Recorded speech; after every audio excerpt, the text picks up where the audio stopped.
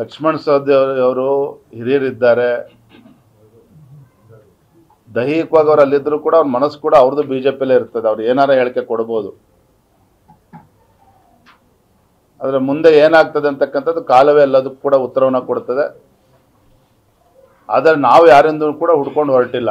ಇವತ್ತು ಭಾರತೀಯ ಜನತಾ ಪಾರ್ಟಿ ಕಳೆದ ವಿಧಾನಸಭಾ ಚುನಾವಣೆ ಹಿನ್ನಡೆ ಆದರೂ ಸಹ ಇವತ್ತು ಮತ್ತೊಮ್ಮೆ ಎಲ್ಲ ಕಾರ್ಯಕರ್ತರು ಇವತ್ತು ಉತ್ಸಾಹದಲ್ಲಿದ್ದಾರೆ.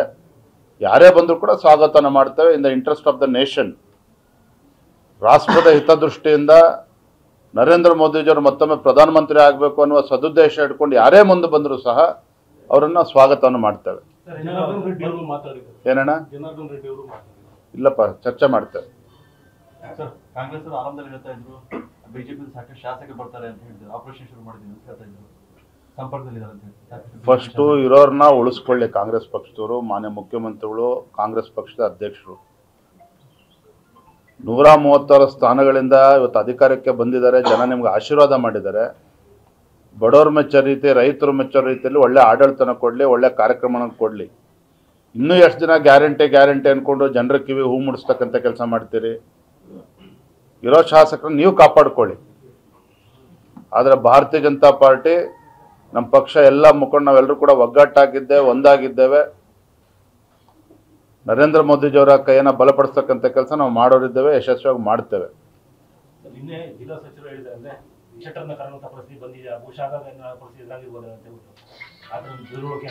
ಯಾರು ಹೇಳಿದ್ದಾರೆ? ಬಿಜೆಪಿಯ ಚಾಳಿ ಈ ತರ ಎದುರಿಸ್ಬಿಟ್ಟು ಮಾಡುವಂಥದ್ದು ಪಕ್ಷಕ್ಕೆ ಸೇರ್ಪಡೆ ಶೆಟ್ಟರ್ ಅದೇ ಪರಿಸ್ಥಿತಿ ಬಂದಿರಬಹುದೇನೋ ಅಂತ. ಬಹಳ ಮುತ್ಸದ್ದಿ ರಾಜಕಾರಣಿಗಳು ಜಿಲ್ಲಾ ಸಚಿವರು. ನಾವು ಅವ್ರ ಬಗ್ಗೆ ಹೆಚ್ಚೇನು ಹೇಳೋದಕ್ಕೆ ಇಚ್ಛೆ ಪಡೋದಿಲ್ಲ.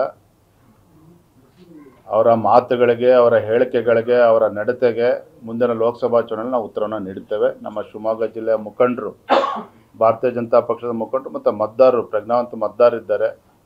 ಇವತ್ತು ಜಿಲ್ಲಾ ಸಚಿವರು ಯಾವ್ಯಾವ ಸಂದರ್ಭ ಹೇಳಿಕೆಗಳನ್ನು ನೀಡ್ತಾ ಇದ್ದಾರೆ. ನಾನು ಇದ್ರ ಬಗ್ಗೆ ಏನೇನು ಹೆಚ್ಚೇನು ಉಲ್ಲೇಖ ಮಾಡೋಕ್ಕೆ ಹೋಗೋದಿಲ್ಲ. ಎಲ್ಲದೂ ಕೂಡ ಜನ ಉತ್ತರವನ್ನು ಕೊಡ್ತಾರೆ.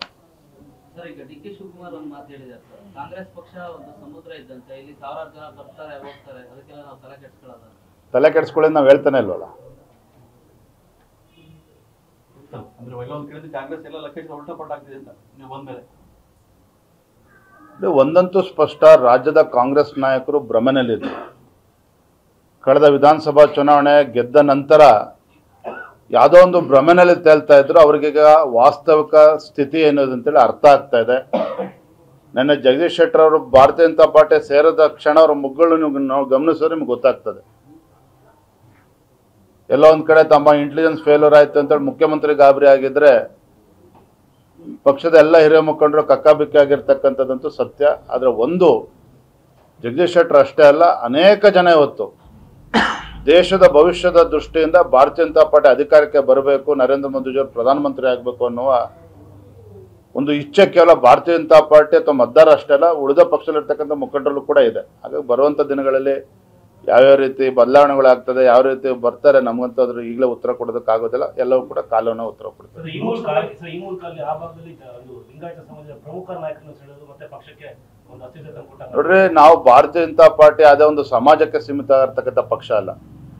ಕೇವಲ ವೀರಶೈವ ಲಿಂಗಾಯತ ಅಲ್ಲ, ಅಥವಾ ಒಕ್ಕಲಿಗರು ಇರ್ಬೋದು, ದಲಿತರು ಇರ್ಬೋದು, ಹಿಂದುಳಿದ ವರ್ಗ ಇರ್ಬೋದು, ಎಲ್ಲ ಸಮಾಜ, ಎಲ್ಲ ಸಮುದಾಯಗಳನ್ನು ಒಗ್ಗೂಡಿಸ್ಕೊಂಡು ಹೋಗ್ತಕ್ಕಂಥ ಪಕ್ಷ ಭಾರತೀಯ ಜನತಾ ಪಕ್ಷ, ಭಾರತೀಯ ಜನತಾ ಪಾರ್ಟಿ.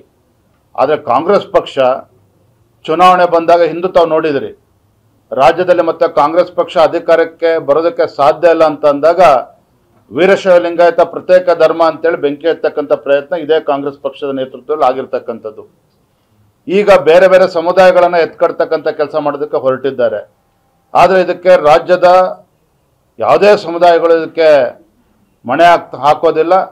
ಇವತ್ತು ಭಾರತೀಯ ಜನತಾ ಪಾರ್ಟಿಗೆ ಆಶೀರ್ವಾದನ ಮಾಡ್ತಾರೆ. ಗೊತ್ತಿಲ್ಲ ಅಣ್ಣ, ನಿಮ್ಗೆ ಏನಾದ್ರು ಮಾಹಿತಿ ಇದ್ರೆ ಹೇಳಿದ್ದೇವೆ. ಇಲ್ಲ, ಆ ಥರ ನಾನು ಪ್ರಾಮಾಣಿಕ ಹೇಳ್ತೇನೆ. ಹಿರಿಯರಾಗಿರ್ತಕ್ಕಂಥ ಜಗದೀಶ್ ಶೆಟ್ಟರು ಇವತ್ತು ಭಾರತೀಯ ಜನತಾ ಪಾರ್ಟಿ ಬಂದಿರತಕ್ಕಂಥದ್ದು, ಮರಳಿ ಗೂಡಿಗೆ ಬಂದಿರತಕ್ಕಂಥ ಪ್ರತಿಯೊಬ್ಬರು ಕೂಡ ಸಂತೋಷ ಆಗಿದೆ.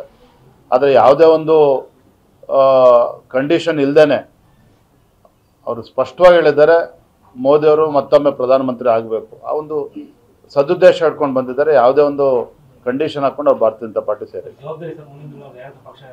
ಉಳಿಸ್ಕೊಳ್ಳೋದು ಹೇಳ್ತಾರೆ. ಎಲ್ಲ ಹಿರಿಯರು ಯಾವ ರೀತಿ ನಂಗೆ ಸಲಹೆ ಕೊಡ್ತಾ ಅದೆಲ್ಲ ಪರಿಗಣನೆ ತೆಗೆದುಕೊಂಡು ಅವ್ರಿಗೆ ಅವಕಾಶ ಮಾಡಿಕೊಡ್ತಾರೆ. ಸರ್ ಲೋಕಸಭೆ ಚುನಾವಣೆ ಸಂಪರ್ಕ ಸರ್ ಸಂಘಟನೆ ಪ್ರವಾಸ ಎಲ್ಲ ಮಾಡ್ತಿದ್ರು ಲೋಕಸಭೆ ಚುನಾವಣೆ ಮಾಡ್ತೇನೆ, ನಾನು ಎಲ್ಲ ಪ್ರವಾಸ ಮಾಡ್ತೇನೆ, ಯಶಸ್ವಿಯಾಗಿ ಆಗ್ತಾ ಇದೆ. ಕಾರ್ಯಕರ್ತರು ಉತ್ಸಾಹದಲ್ಲಿದ್ದಾರೆ, ನಮ್ಮ ಸಂಸದರು ಕೂಡ ಎಲ್ಲ ಕಡೆ ಉತ್ಸಾಹದಲ್ಲಿದ್ದಾರೆ, ಎಲ್ಲರೂ ವಿಶ್ವಾಸದಲ್ಲಿದ್ದೇವೆ. 28ಕ್ಕೆ 28 ಕ್ಷೇತ್ರಗಳನ್ನ ಗೆಲ್ತೇವೆ ಅನ್ನೋ ವಿಶ್ವಾಸ ನಾವು ಹೋಗ್ತಾ ಇದ್ದೇವೆ. ಧನ್ಯವಾದಗಳು. ಕುಮಾರ್ ಬಂಗಾರಪ್ಪನವರು ಸಕ್ರಿಯವಾಗಿ ಬಿಜೆಪಿ ಜೊತೆ ಇದ್ದಾರಾ? ಬಂಗಾರಪ್ಪನವರು ಸಕ್ರಿಯವಾಗಿ ಬಿಜೆಪಿ ಜೊತೆ ಇದ್ದಾರಾ? ಬಿಜೆಪಿಯಲ್ಲಿ ಇದ್ದಾರೆ. ಕೆಲವರು ಕಳೆದ ವಿಧಾನಸಭಾ ಚುನಾವಣೆ ಸ್ವಲ್ಪ ಸಹಜವಾಗಿ ನೋವು ಇರ್ತದೆ, ಎಲ್ಲವನ್ನೂ ಕೂಡ ಸರಿಪಡಿಸ್ಕೊಂಡು ಹೋಗ್ತಾರೆ. ಕನ್ನಡಿಗರ ಮೆಚ್ಚಿನ ನಿಮ್ಮ ನ್ಯೂಸ್ 18 ಕನ್ನಡ ಈಗ ವಾಟ್ಸ್ಆಪ್ನಲ್ಲಿಯೂ ಲಭ್ಯ. ಕರ್ನಾಟಕ ಮತ್ತು ದೇಶ ವಿದೇಶದ 360 ಡಿಗ್ರಿ ಸುದ್ದಿ ವಿವರವನ್ನ ನೀವು ನಿಮ್ಮ ಕೈ ಬೆರಳುಗಳಲ್ಲಿಯೇ ಪಡೆಯೋದಿಕ್ಕೆ ಈ QR ಕೋಡ್ ಅನ್ನ ಸ್ಕ್ಯಾನ್ ಮಾಡಿ. ನಮ್ಮ ಚಾನೆಲ್ ಅನ್ನ ಫಾಲೋ ಮಾಡಿ, ನೋಟಿಫಿಕೇಶನ್ ಆನ್ ಮಾಡಿ.